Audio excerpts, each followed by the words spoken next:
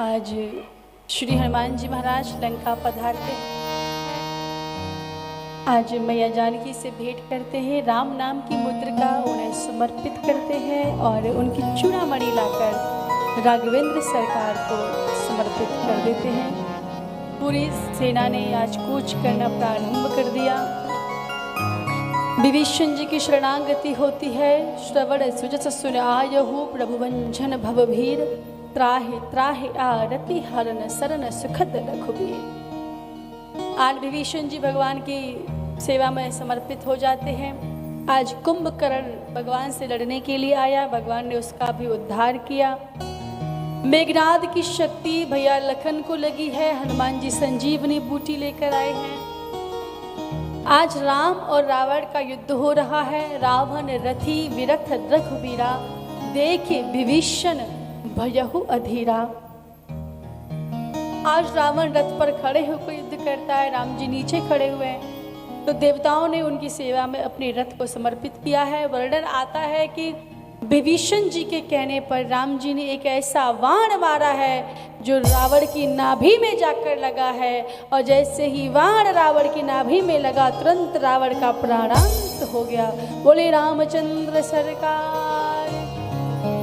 अग्निदेव ने मैया जानकी को समर्पित करते हुए राम जी से कहा, प्रभु ये मेरे समान निर्मल और पवित्र है, इन्हें स्वीकार करें। आज राम जी अपनी पूरी सेना के साथ, अपनी पत्नी के साथ अयोध्या में पधारे हैं, अयोध्या के राजा बने हैं। एक धोबी की बात सुनकर राम जी ने मैया जानकी को वाल्मीकि आश्रम भेज दिया। वहाँ उन्होंने लवकुश नाम के 2 पराक्रमी पुत्रों को जन्म दिया है। राम जी ने अनंत वर्षों तक राज्य किया। उसके बाद भगवान अपने समस्त अयोध्या वासियों के साथ साकेत धाम को पधार गए। ये संक्षिप्त में श्री राम कथा यहाँ पर आज हम सभी ने श्रवण की है। बोलिए श्री रामचंद्र सरकार की जय, श्री हनुमान जी महाराज की जय। आइए अब हम अपने गोविंद की सुंदर श्री कृष्ण कथा में प्रवेश करेंगे। तो एक बार भगवान की कथा सुनने से पहले क्या कहेंगे? जोर से कहेंगे। मथुरा के राजा है उग्रसेन, लेकिन उनके जो पुत्र हैं कंस, उन्होंने अपने पिता को बंदी बनाकर जेल में डाल दिया, खुद राज सिंहासन पर बैठ गए। एक बार कंस जब अपनी बहन देवकी का विवाह वसुदेव जी के साथ कर रहा था, विवाह के बाद जब वसुदेव देवकी को विदा कर रहा था, तब एक आकाशवाणी हुई थी, अरे कंस जिस बहन देवकी को तू विदा कर रहा है, इसी का 8वां बालक तेरा काल होगा। यह सुनते ही वसुदेव देवकी जी को कारागार में डाल दिया, हथकड़ियां बेड़ियां पहना दी।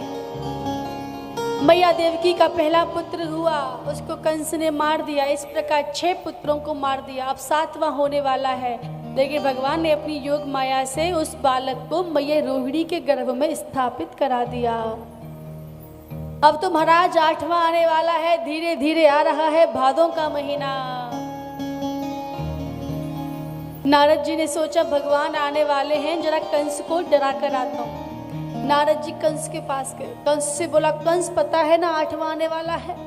बोले हाँ महाराज, यही मेरा काल होगा। अच्छा महाराज वो कैसा दिखता है? अगर जन्म लेते ही भागने लगा तुम कैसे पहचानेंगे?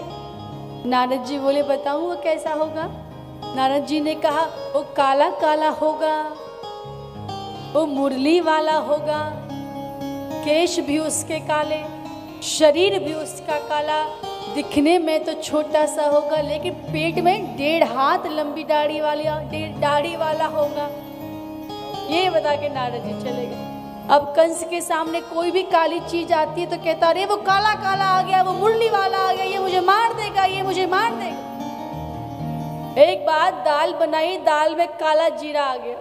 अब तो काले जीरे को देखकर ही चिल्लाने लगा, अरे ये काला काला आ गया, ये मुरली वाला आ गया, मुझे मार देगा, मुझे मार देगा।